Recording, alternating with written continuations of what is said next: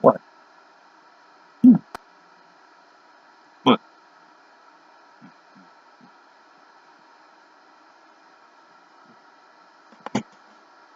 Say hi. Say hi to YouTube.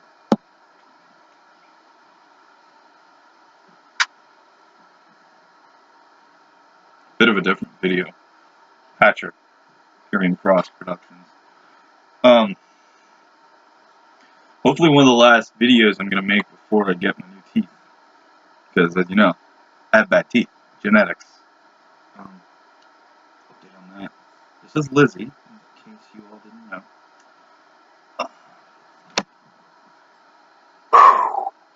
Scary. Alright. I figured I might as well turn on the camera because I've been thinking about it. I've been thinking about making a new video lately. Anyway,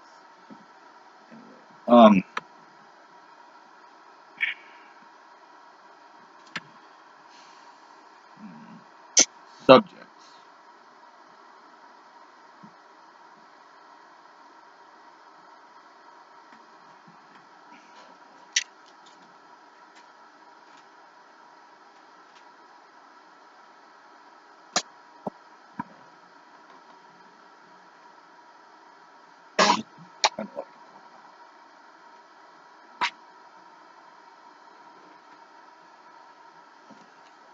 And I started this video off talking about with my cat and stuff because cats are adorable. But this shirt, first off,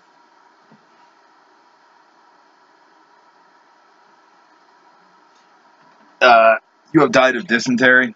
It's based off of the game Oregon Trail, which was on a lot of early computers, especially at schools and stuff. I went to a school called Jefferson Elementary School, and they had it, I believe, they had Apple 1s or 2s. I can't remember what type of computer they were using at the school, but I do remember playing Oregon Trail on it. But to talk about a genre of music, it's within black and death metal. It really isn't either. It has two elements of both. It's evolved beyond really blackened death metal, black death, whatever. Talking about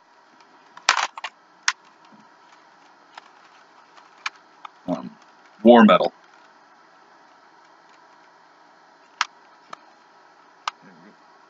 Yeah, war metal. Band, and I know some, like, you could argue these bands aren't really, some of these bands aren't really war metal. I like to think of that. It helps, like, me being able to genreify things so I can describe them better. Anyway, first up, really, it was Archgoat. Oh, by the way, you pick up, I guess. I'm pretty sure I showed this. But Archgoat's Heavenly Vulva Christ Last Rites. Looks like Jesus and getting it on with someone right there. That's disgusting. Almost as disgusting as Christianity, but that's another subject altogether. Archgoat, for me, is unrelenting. And it goes for the whole genre. Unrelenting, not afraid at all to go as far as they want with lyrics or themes and stuff. Live shows for Archgoat, bands like Archgoat, this band, Black Witchery, which is one of my favorite black war metal bands, whatever you want to call it. Live shows, I haven't seen it. I can't stand to go to live shows. I have sensitive hearing and shit. Yeah, I just said that. Look what I listened to. Dismal Lord, my favorite war metal band. Yeah, that's the only released by them I have. I'm calling them my favorite. I have more by Archgoat, but that's not the point. War metal is unrelenting, pure evil, no fucks given, no care whether you go too far, you insult someone, or they don't give a fuck, and that's what draws me to war metal. Same really goes for all of black metal. For me, black metal is freedom, because there's so many different. Obviously, you got all the subgenres: symphonic, industrial, depressive, suicidal, post, NS, all that stuff. But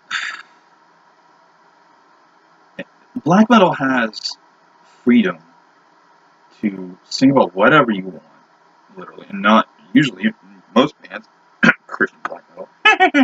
Anyway, bands aren't afraid to go as far as they want.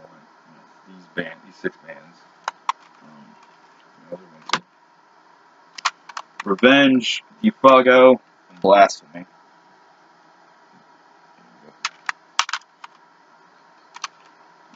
Bands all like this, they don't care how far they go. They sing obviously about Satanism, occultism, death, war, anti-Christianity, and all that stuff. But there's a lot of bands that, like Panopticon, sings about Appalachia, coal mining, folky stuff, folk stories and stuff like that. Hypothermia sings about negativity and darkness and cold. Immortal sings about the land of Blasher, mighty Raven Dark, and Satyricon sings about all kinds of stuff. Not as big on Satyricon as I am these other bands I mentioned, like Immortal and Demu, Emperor, Nortjever, Gorgoroth, Treldom, Mayhem, Dark Throne, Taka, Shooter, Crypt, Ragnarok, all these bands. I'm trying to name as many Norwegian black metal bands as I could. But anyway, it's freedom to sing about whatever you want, no fucks given, and to be as extreme and unrelenting as you want. I guess when war metal, obviously it's the most recent introduction and stuff like that. It's the current leg of my journey into black extreme music. So that's why I mentioned that. But my journey into black metal started with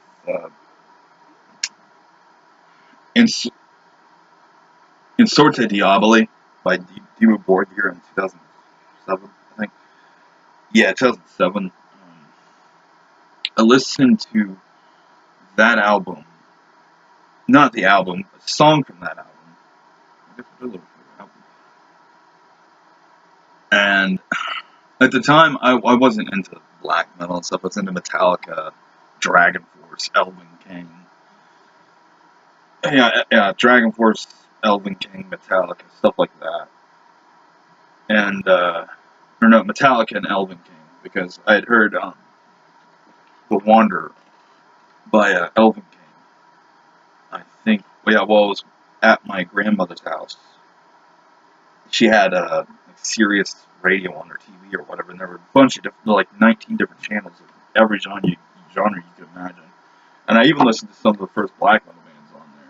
I listened to Shooter for the first time, and all kinds of shit. And I got into the black metal after seeing the Serpentine Offering video. Ironically enough, I was in high school. There was this kid named Tris. This guy now, I don't know if he's still around, but he was always wearing black metal shirts and stuff. He had the baggy jeans with the chains and just all that shit. Really good piano player too, but he helped get me into black metal. And then it was a few years, and then I bought Cradle of Filth's whole discography. Yeah, I still listen to Cradle of Filth, but they were really a gateway band for me. And I have to honestly gotta be in the mood to listen to anything past 2000 by them. I have to be in the mood for a very specific song. But the after that, I got into Behemoth in 2009, 2010. Then it just, snowballed from there. Or whatever the term is, snowball.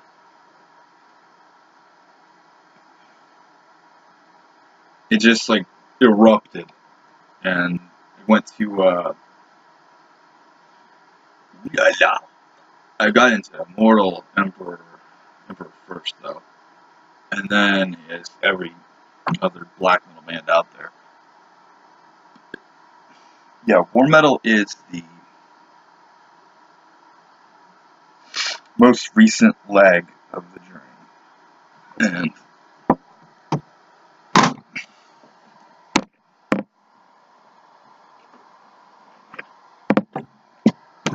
obviously, I'm into this band. I'm not going to bother getting Horror Bethlehem out, because I have it on vinyl, but obviously, with this thing.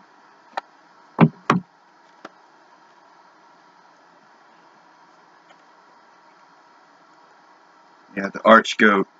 All 3 albums, and you got some other stuff with it. You got this.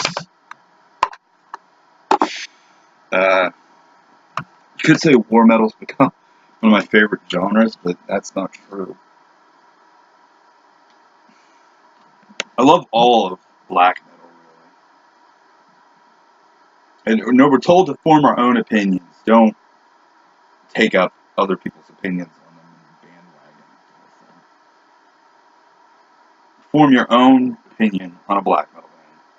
Whether you like the genre or not, there's bound to be a band in the genre.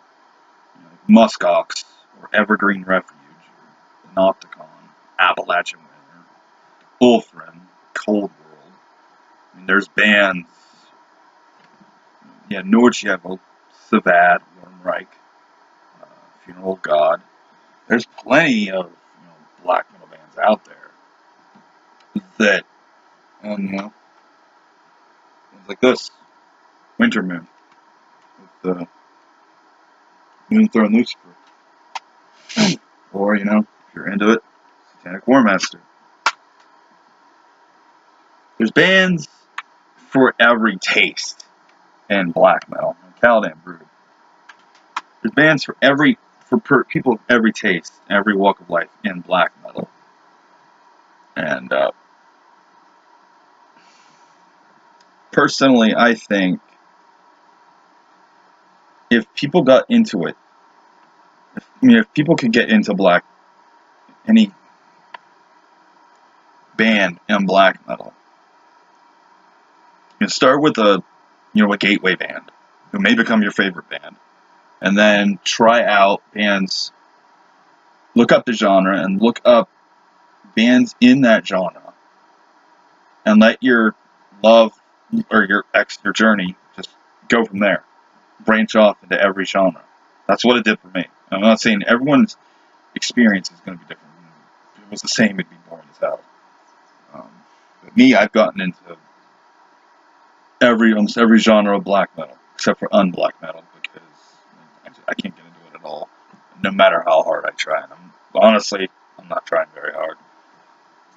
Like, the only Christian black metal, or Christian music, metal, that I even listened to was As I Lay Dying in maybe 2006, 2007, 2008 maybe, because I got an album by them back then, which is okay for a Christian metal band. But anyway, find a gateway band like Dark Throne or Demon Borgir or Caladan Brood or Summoning, bands like that. and then let your like of the genre start. And then you may eventually get into, war metal, like I did. You come think, two of my favorite bands are in war metal. I'm not trying to say this, like, three, actually. I'm not trying to say this, fanboy. I genuinely fucking enjoy these bands. Archgoat, Black Witchery, and Abysmal Lord. I genuinely fucking enjoy these bands. I spin Core of Bethlehem on vinyl, 12-inch. But find a gateway band. And, there's thousands of videos on YouTube, millions probably. Find a song, listen to it all the way through. If you're able, then look up another band in the genre. Usually, there'll be recommendations on the side on YouTube.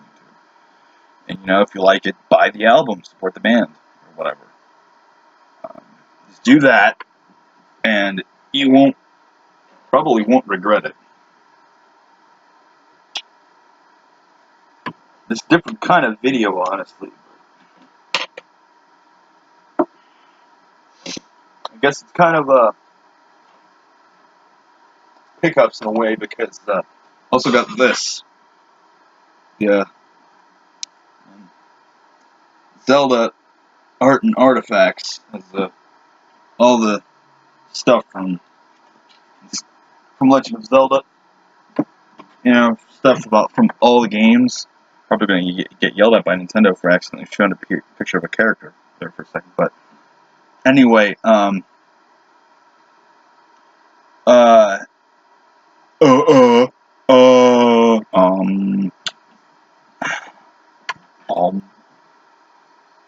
that book has pictures. This book has pictures of, like, an artwork, obviously, of every single Legend of Zelda game from 1985, I think, was 83 was the first Zelda game on the Famicom Disk System or something. Then all the way to, obviously, Breath of the Wild. But it has pictures of every single item you can get in almost every single game. It doesn't really feature, like, the side games, like the 3 CDI games, the crossbow training, there was a side Tingle's Rupee Land or something. They doesn't cover them. It covers every game, and it also has in the back